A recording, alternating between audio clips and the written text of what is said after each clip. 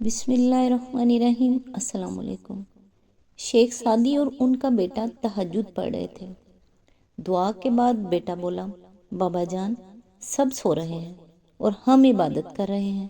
شیخ Saadi نے اپنے بیٹے کو جواب میں کتنی خوبصورت بات کہی۔ اگر دوسروں کے عیب پر نظر رکھنی تھی تو بہتر تھا کہ تو بھی سویا رہتا۔ تم لوگ صبح سویرے اٹھ کر منہ دھونے جاتے ہو، جانتے ہو یہ کتنی بڑی نعمت ہے۔ کئی لوگ ایسے ہیں جو صبح سویرے اٹھ کر اپنے گردے واش کروانے جاتے ہیں، اور کچھ ایسے بھی ہیں جو راتوں کو اٹھ اٹھ کر اپنے زخموں پر دوائی لگاتے ہیں، اور کچھ ایسے جو اٹھ ہی نہیں پاتے اور دوسروں کا انتظار کرتے ہیں کوئی آئے اور ان کو اٹھائے۔ اللہ کی نعمتوں کو تم لوگ گن بھی نہیں سکتے، تو ان گنت نعمتوں کا شکر ہی ادا کر دیا کرو۔ یا اللہ تیرا شکر ہے، الحمدللہ۔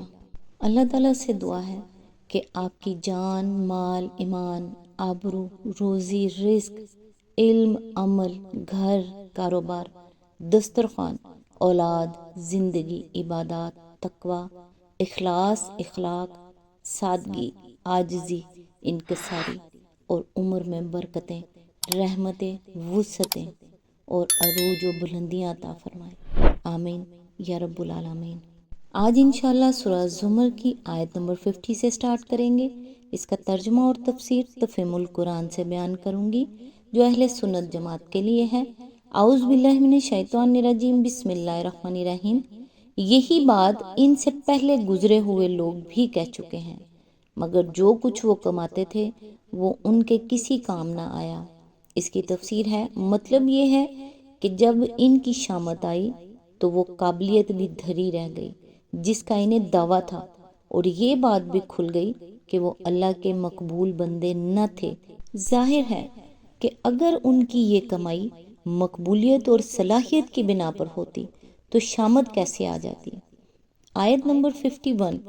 پھر اپنی کمائی کے برے نتائج انہوں نے بھگتے، اور ان لوگوں میں سے بھی جو ظالم ہیں وہ عنقریب اپنی کمائی کے برے نتائج بھگتیں گے، یہ ہمیں عاجز کر دینے والے نہیں ہیں۔ آیت نمبر 52۔ اور کیا انہیں معلوم نہیں ہے کہ اللہ جس کا چاہتا ہے رزق کشادہ کر دیتا ہے اور جس کا چاہتا ہے تنگ کر دیتا ہے۔ اس میں نشانیاں ہیں ان لوگوں کے لیے جو ایمان لاتے ہیں۔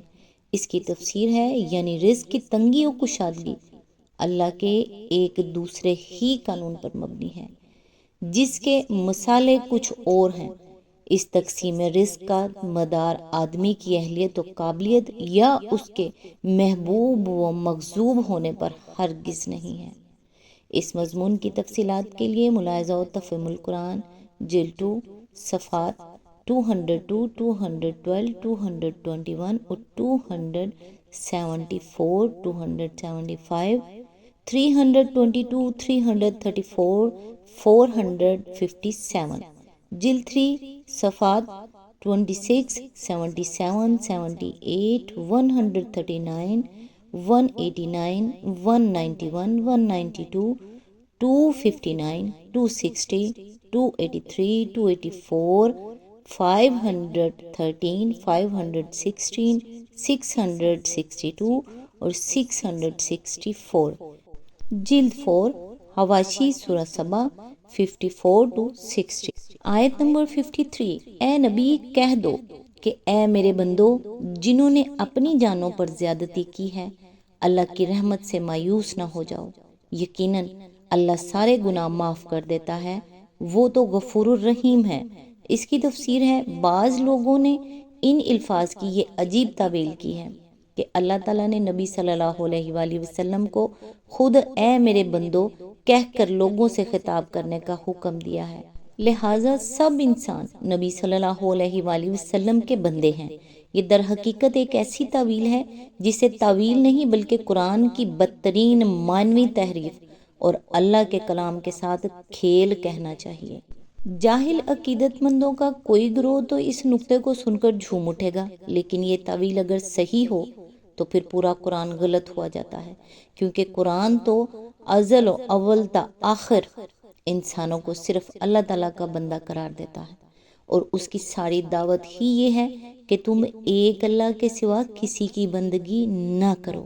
محمد صلی اللہ علیہ وآلہ وسلم خود بندے تھے، ان کو اللہ نے رب نہیں بلکہ رسول بنا کر بھیجا تھا، اور اس لیے بھیجا تھا کہ خود بھی اسی کی بندگی کریں اور لوگوں کو بھی اسی کی بندگی سکھائیں۔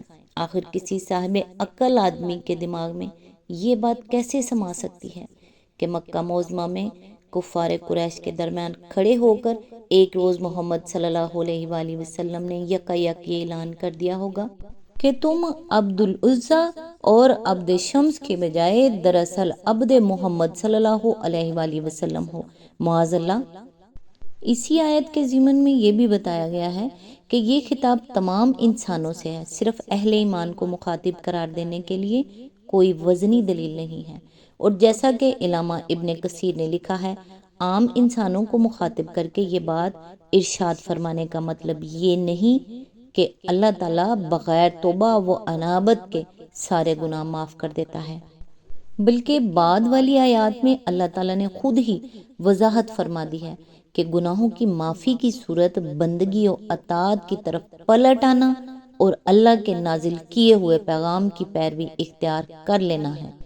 دراصل یہ آیت ان لوگوں کے لیے پیغام امید لے کر آئی تھی جو جاہلیت میں قتل، زنا، چوری، ڈاکے اور ایسے ہی سخت گناہوں میں غرق رہ چکے تھے، اور اس بات سے مایوس تھے کہ یہ قصور کبھی معاف ہو سکیں گے۔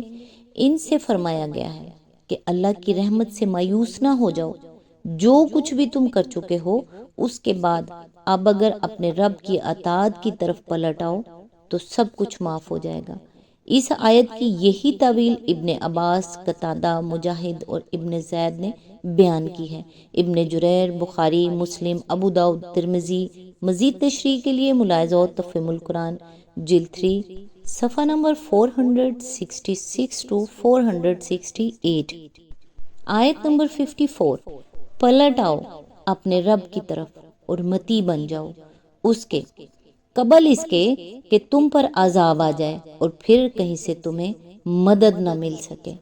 آیت نمبر 55، اور پیروی اختیار کر لو اپنے رب کی بھیجی ہوئی کتاب کے بہترین پہلو کی قبل اس کے کہ تم پر اچانک عذاب آئے اور تم کو خبر بھی نہ ہو۔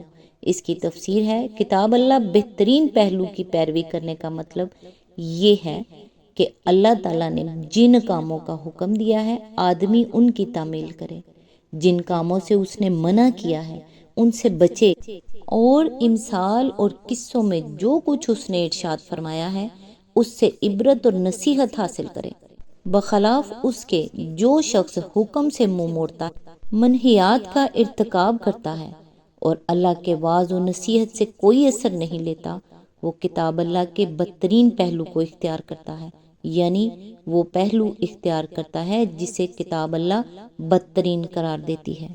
آیت نمبر 56، کہیں ایسا نہ ہو کہ بعد میں کوئی شخص کہے افسوس میری اس تقصیر پر جو میں اللہ کی جناب میں کرتا رہا، بلکہ میں تو الٹا مذاق اڑانے والوں میں شامل تھا۔ آیت نمبر 57، یا کہے کاش اللہ نے مجھے ہدایت بخشی ہوتی تو میں بھی متقیوں میں ہوتا۔ آیت نمبر 58، یا عذاب دیکھ کر کہے کاش مجھے ایک موقع اور مل جائے اور میں بھی نیک عمل کرنے والوں میں شامل ہو جاؤں۔ آیت نمبر 59، اور اس وقت اسے یہ جواب ملے کہ کیوں نہیں، میری آیات تیرے پاس آ چکی تھیں، پھر تو نے انہیں جھٹلایا اور تکبر کیا اور تو کافروں میں سے تھا۔ آیت نمبر 60، آج جن لوگوں نے خدا پر جھوٹ باندھے ہیں قیامت کے روز تم دیکھو گے کہ ان کے منہ کالے ہوں گے، کیا جہنم میں متکبروں کے لیے کافی جگہ نہیں ہے؟ آیت نمبر 61، اس کے برعکس جن لوگوں نے یہاں تقویٰ کیا ہے ان کے اسباب کامیابی کی وجہ سے اللہ ان کو نجات دے گا، ان کو نہ کوئی تکلیف پہنچے گی اور نہ وہ غمگین ہوں گے۔ آیت نمبر 62، اللہ ہر چیز کا خالق ہے اور وہی ہر چیز پر نگہبان ہے۔ اس کی تفسیر ہے، یعنی اس نے دنیا کو پیدا کر کے چھوڑ نہیں دیا ہے بلکہ وہی ہر چیز کی خبر گیری اور نگہبانی کر رہا ہے۔ دنیا کی تمام چیزیں جس طرح اس کے پیدا کرنے سے وجود میں آئی ہیں، اسی طرح وہ اس کے باقی رکھنے سے باقی ہیں، اس کے پرورش کرنے سے پھل پھول رہی ہیں اور اس کی حفاظت و نگرانی میں کام کر رہی ہیں۔ آج تک کے لیے بس اتنا ہی۔ نیکسٹ انشاءاللہ آیت نمبر 63 سے سٹارٹ کریں گے۔ تب تک کے لیے دعاؤں میں یاد رکھیے گا۔ اللہ حافظ۔